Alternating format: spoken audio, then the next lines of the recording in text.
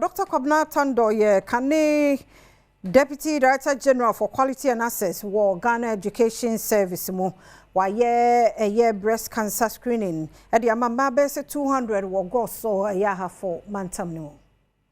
Former Deputy Director-General, Dema Quality and Access, Ghana Education Service, Dr. Kobna Tando, and free breast screening, so ama ahenua, one more ewo, Goaso for mantam winina eka, you also ye dia boa say, and they say bono form kukramo, ediruno, one so to me abwa when shishimu, ama may na simple, one will be what me in temno sano.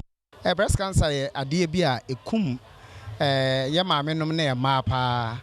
Ushe Ghana hasi krana data nature say debiano nipa be 12 ye diagnose omo with breast cancer.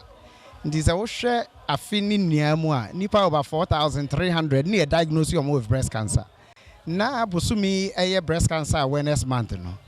Ye ne hospital no dinsa woso ne de.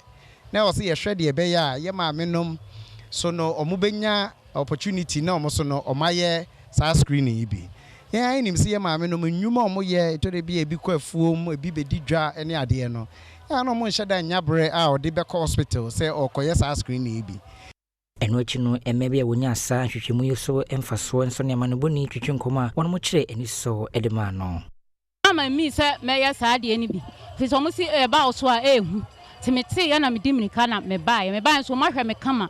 Be a man ye no one say o mahwe kwa amaba kwa masanya achade nso aka ho tinyankopon hira no ena bi no fumu ye me ya ena mba me ba nso o mahwe me kama o ma anye me hwe ta kire doctor ne say nyame hira no nyame ma no nkoso ne adwumayefo ni nyina nyame ma obi ankwa tentena ahoodi